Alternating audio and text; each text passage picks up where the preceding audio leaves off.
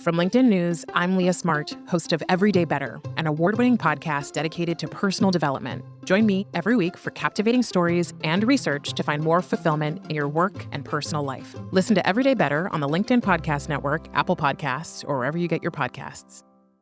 Did you know that small and medium businesses make up 98% of the global economy, but most B2B marketers still treat them as a one-size-fits-all?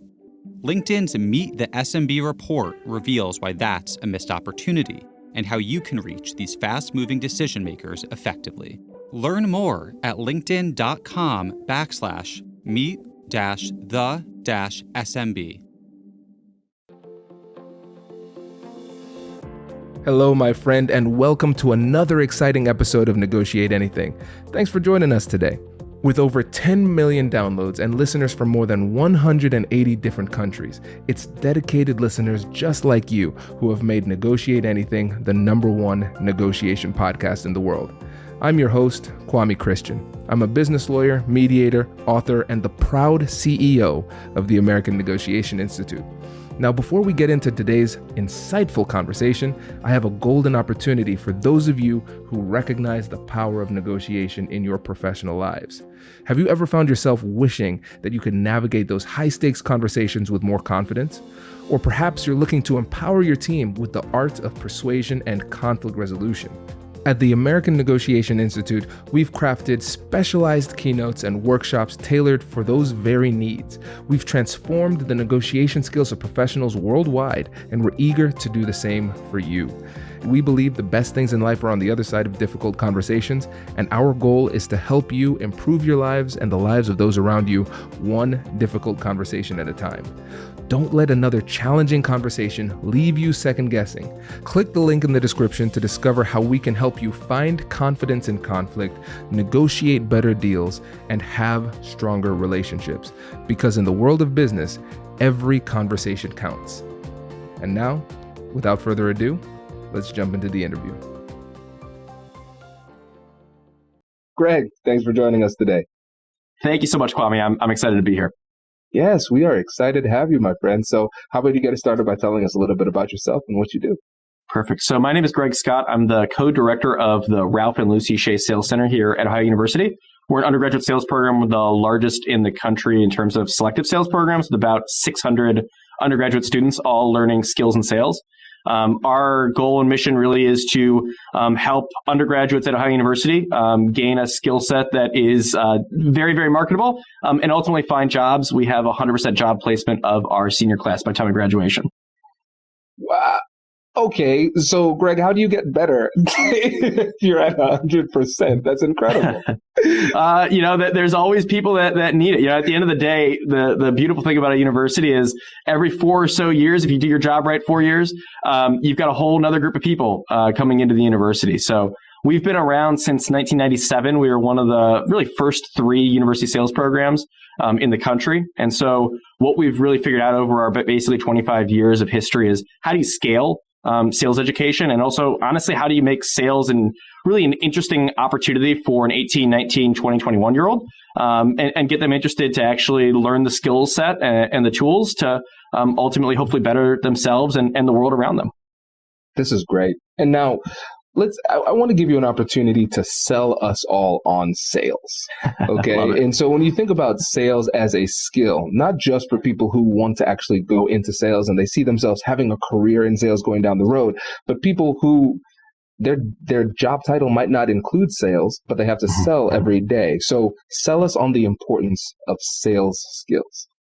Yeah, absolutely. And it's something that it's no secret. I start really every semester, especially with newer students, that you're not going to offend me. In fact, I'd rather we get all the stereotypes of sales out of the way. So we typically start with, when you hear the word sales, what do you think of? Right. And inevitably you hear things like, sleazy, pushy, unethical, you're going to hear basically the worst version of the case, if you will. And then we usually ask the question that, okay, when you think of the word service, what do you think about? And you think about helpful. You think about somebody who's, trying to help a customer, help a client, help people. You think about, somebody who's asking questions, who's being empathetic, right? And that's really where, for us as a program, what we think about is service selling, right? In the idea that, can you have a very successful career and make, a really healthy living selling? Absolutely you can. But if you start with that idea of I'm just here to make money, then you're probably going to do some pretty unethical, some pretty bad things. Rather, if you start with the idea that, hey, I'm here to help people, that's what I want to do. That's really why I'm here. That's what a salesperson inherently should be doing, is helping a customer, helping somebody discover problems, find a solution, and ultimately push forward. That's really where I think that we start seeing the light bulbs kind of click on. To your point, we're always selling, whether you want to be a salesperson or not. If you go through a job interview process and there's interviews, it's a sales call. Realistically, it's a sales call for yourself, but you're still having that conversation and you're still following the process. It's interesting. One of the things that recently we took over in the sales program was enrollment, basically recruiting for undergraduate admissions here within the College of Business. And, we started really with the mindset of, hey, it's a sales call. When you're sitting down and meeting with a 17-year-old high school student, their family, their friends, maybe aunt, uncle, guardian, grandparent, whoever it may be, ultimately you're having a sales conversation. You're trying to assess, hey, what are you looking for in a university? What are you looking for in a business school education? What are you looking for in those pieces? And then ultimately, by asking those questions, you can identify what are the value propositions, what are the areas that you can actually deliver for the student or their decision-making unit. And so that's really where, for us, we think about, hey, how can you really apply the sales process? Whether your title has sales in it or not, whether you consider yourself a salesperson or not, we really feel like the skills of being able to ask really good questions to identify what's most important, that skill is not going away. If anything, it's become more and more prevalent and important, because it's one of the areas that realistically, AI and other technologies can't really automate away very well. It's that human connection, it's the emotional connection, it's being able to have those conversations that we really feel like is fairly future-proofed. Yeah, you're spot on. And that's one of the things when you think about the Turing test in artificial intelligence. Can the computer be smart enough to trick a human that it is not a computer, right? Still haven't figured that one out, which is great, because you're right. Ultimately, it's job security. Your humanity and putting skills behind your humanity is the thing that ensures your viability in the professional world. So very well said and critical. And the reality is, too, because we're all selling in different ways. And I think if you bring that healthy mentality around selling and then empower people to realize that selling is not a bad word and they are selling every day, so you might as well learn how to do it well. I think that's really powerful, and you're putting the students in a good place to succeed in the long term. Yeah, absolutely. It really is critical. And, the proof's in the pudding. Most of we really operate the program on a corporate partnership model. So we self-fund via basically organizations that see the value in recruiting from a talent pool of really high caliber students and students that really have a desire to go into sales. We fund the model that way, but realistically, most of our partnerships, they're long-term partnerships, right? These are companies that have worked with us for 10 plus years because they say, hey, look, your students outperform. They really are the ones that they're coming into these positions and they're doing incredibly well, and then they're progressing up and they're becoming now future leaders of the organization. So it's a really nice model for everyone. It means it helps the students of Ohio University obviously get great jobs, and it helps the employers of Ohio and all over realistically have a really strong talent pool year over year. This is great. And, it's funny because for me as the CEO here, recognizing that we're growing our sales team and recognizing how difficult it is to grow the sales team, it's challenging. So I'm seeing the purpose behind Shane making sure that you got on the show and talked to me. This is really great. And I hope this helps other people too recognize, there is a pipeline that we can tap into for really ethical, but also ethical and effective salespeople. It's a great partnership. And I think the thing that's just fascinating to me, just on the side, is just that it's not that prevalent in the industry. Like, why is this not more prevalent? It makes so much sense because you've been leading for a long time, but people haven't been trying to replicate that. What do you think is the disconnect between traditional education and the reality that practical sales skills are important? Hello, my friends. Before we get back to today's episode, I want to ask you a question. Have you ever wondered how to elevate your team's negotiation game and how you can help the folks on your team have better, difficult conversations?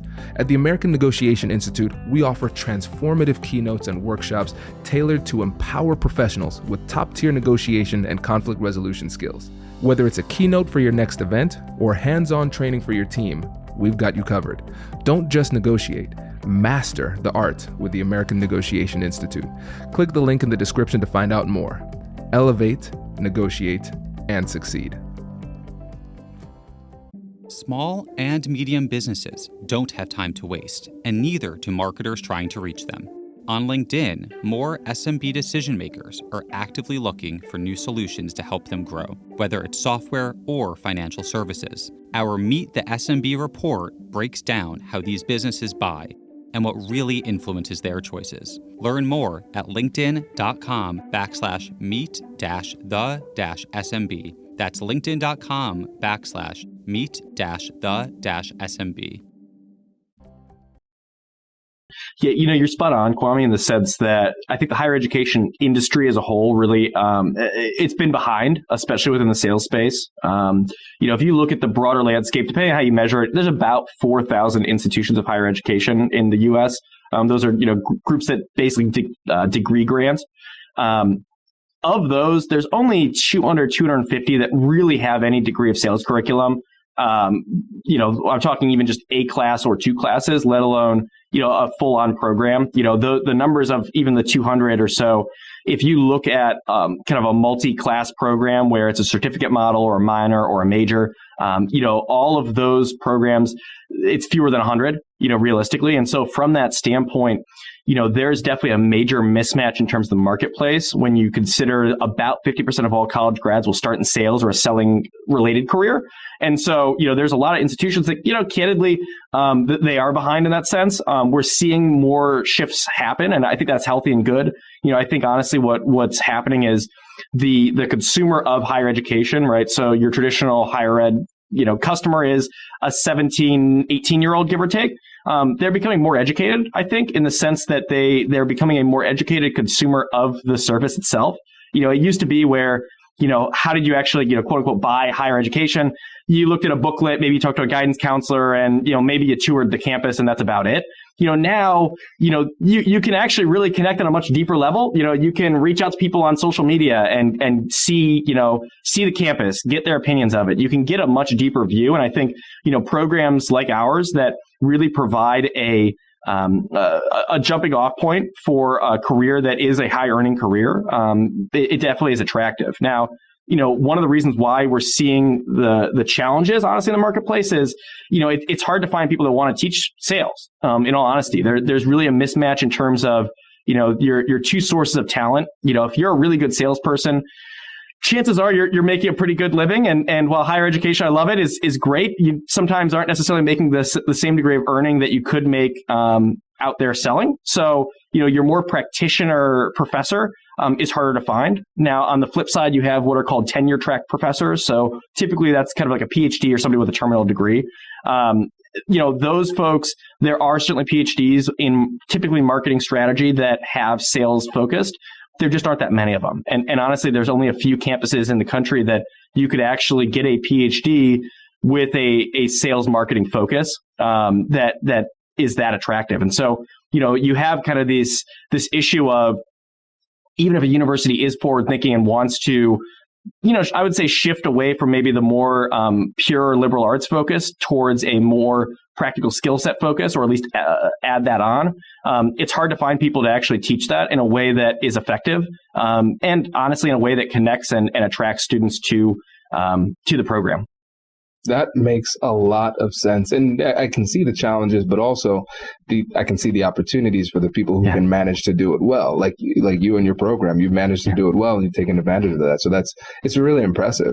And one of the things that we talked about in our little pre-interview chat too, is the fact that the dynamics of sales are changing.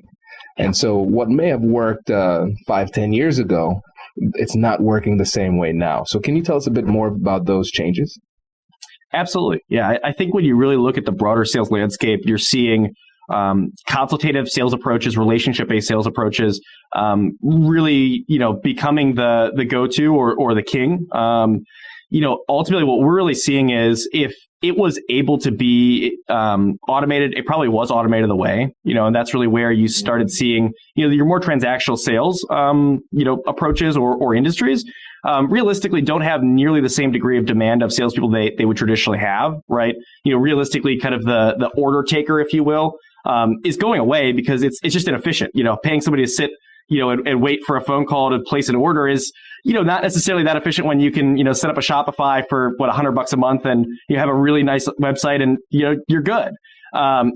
What isn't going away, and really, if anything, is becoming even more prevalent, is a consultative seller. Somebody who's leading with insight, somebody who sees the overall marketplace, really becomes an expert in their sector, in their industry, and is able to provide value to their customers and clients.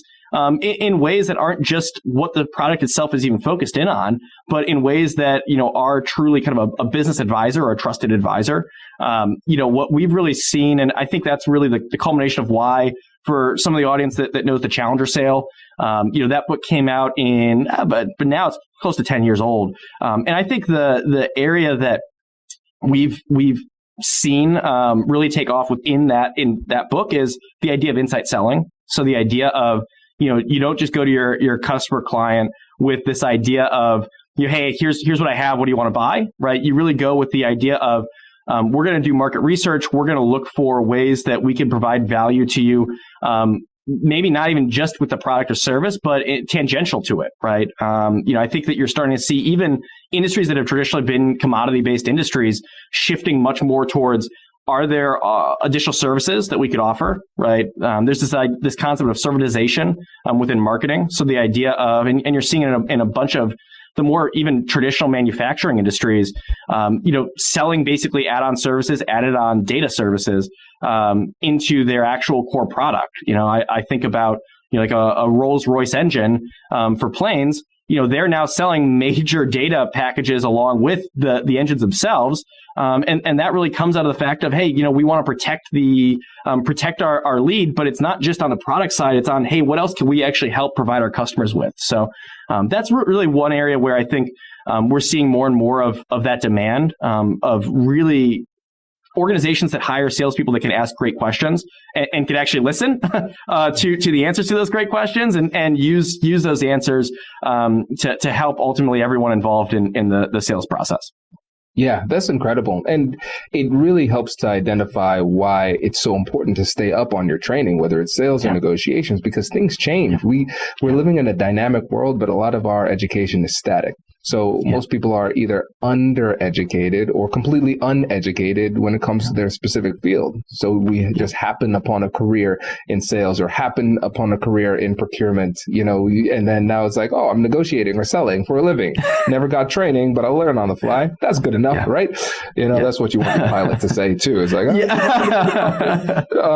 so it makes sense. We have to constantly update these skills. And so when you think about the people who are out there, say, listen, thanks, Greg. This is cute and everything. This newfangled new school approach to selling. I was doing Challenger. I've been making hundreds of thousands of dollars. Why do I need to change? What is the risk? So what would you say to that person who's kind of stuck in their ways of doing selling the old way?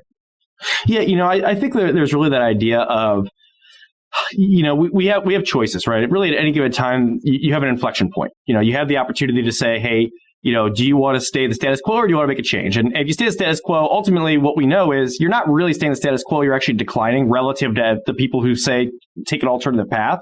And so realistically, I hear this sometimes from typically more older school sellers, if you will, folks that say, hey, I've been doing this for 20 years, 30 years.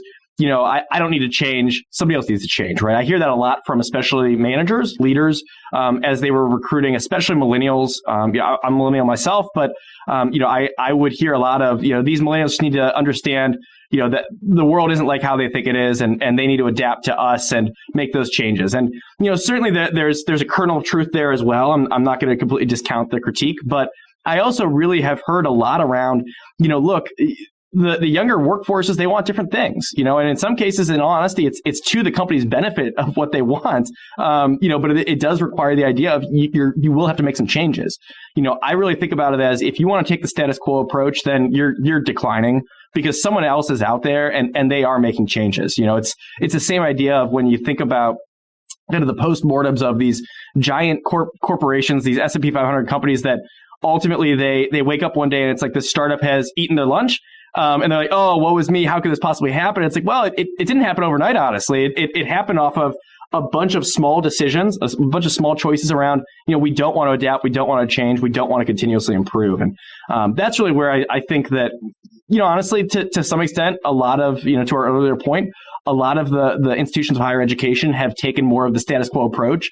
I think the organizations that have not, the colleges and universities that haven't, honestly, the proof's in the pudding. You can take a look at the enrollment levels, and you can see that, a lot of the universities that have made adaptations and changed the way they have taught what they're teaching, are more successful because, your customers and clients aren't dumb, and you're really not going to get away with, just say, hey, this is how it always is. So just trust me.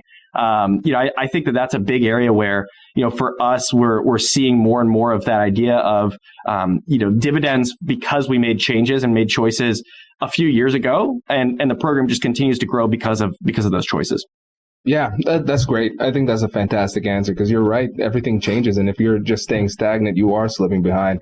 When you think about who was on the Fortune 500 list 20 years ago, it looks very different from what it looks like now. And those people thought they were rock solid, and now they're slipping behind if they still exist, So that's legit. And one of the things that you mentioned earlier was, in our pre-interview, was talking about the value of diversity in sales. And I thought that was really interesting, because when you think about it, in the business world, especially in sales, we're just focused on the numbers. It's, hey, listen, if it makes dollars, it makes sense, right? And so the question is, does diversity make sense in the sales space? Yeah, no, absolutely. And it's a big passion, honestly, for our program. We were really, I would say, at the forefront within the sales program space of actually we have both what we call a student director. So we have 28 different student leaders within the program. So again, we're all about development, continuous improvement. So every single year we have new students come in and help us lead the program. But we also have a faculty director of diversity, equity, inclusion as well. All really focused in on, number one, how do we attract the most diverse set of students in really every respect. As a program, we are really trying to be the biggest tent possible, because we really believe that the skills of sales are beneficial no matter what you want to do and where you come from.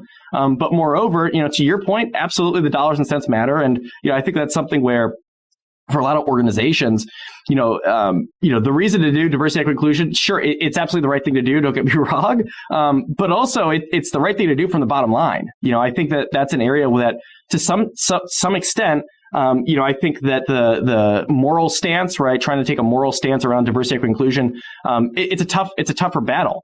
The battle that's more effective to me is take the purely capitalistic stance of, hey, guess what? It leads to better outcomes, right? Everybody wins. You're able to attract people with different viewpoints, different life experiences. You're able to attract people who can connect with a different customer base in a way that maybe someone else can.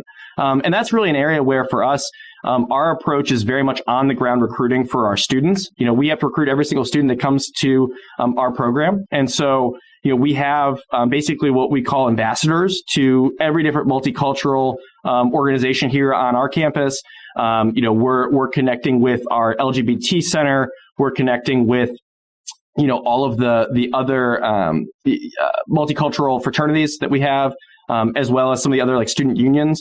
And so really what our approach is to get, in front of people and just share, hey, sales isn't just used cars and insurance and snake oil.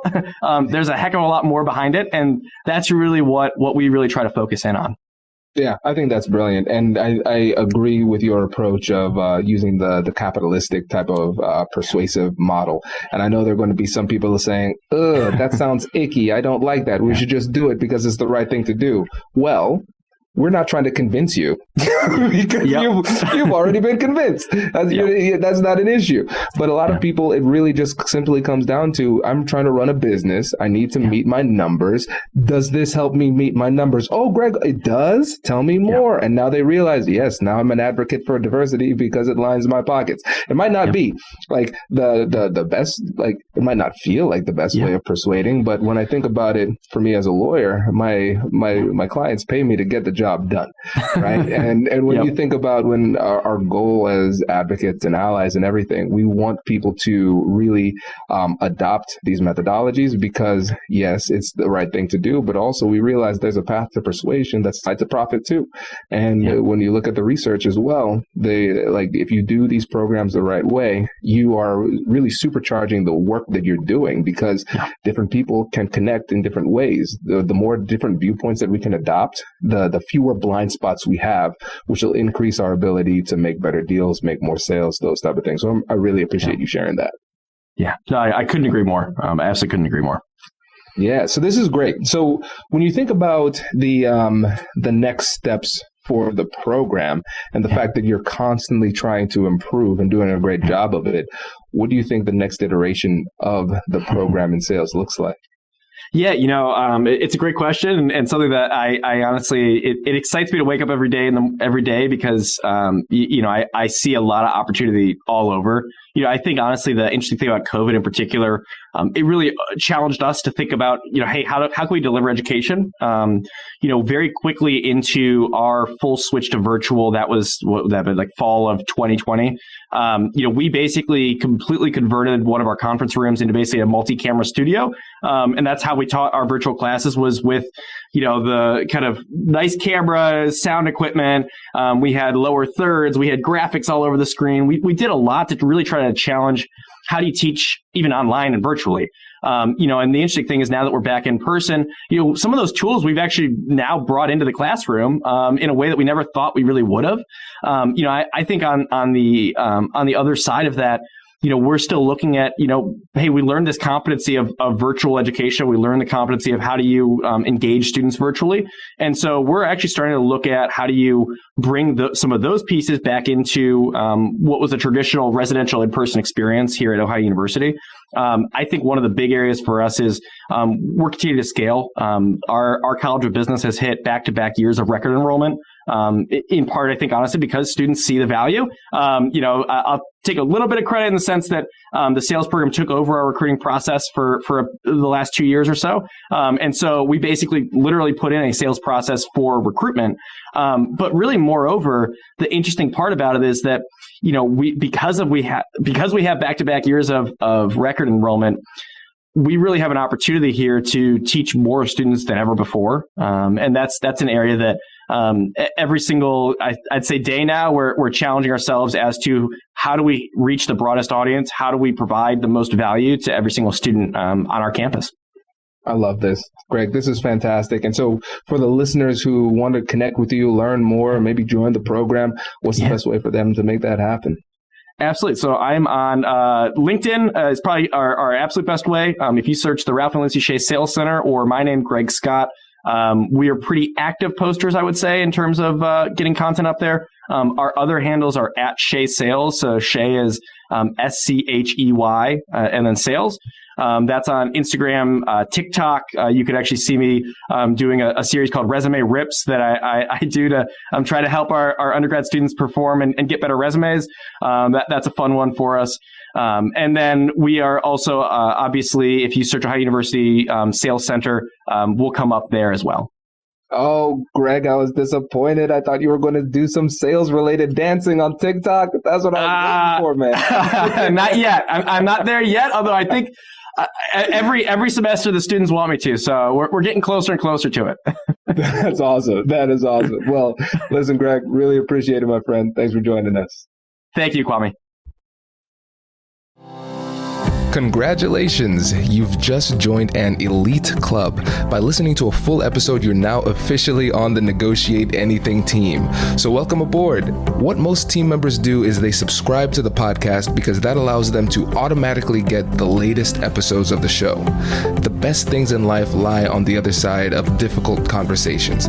Keep learning, keep practicing, and keep getting better. Your relationships will improve, your career will soar, and you'll have the confidence you need to get the most out of these crucial conversations. Again, thank you for joining the team. We're excited to have you, and I will see you in the next episode. I'll catch you later.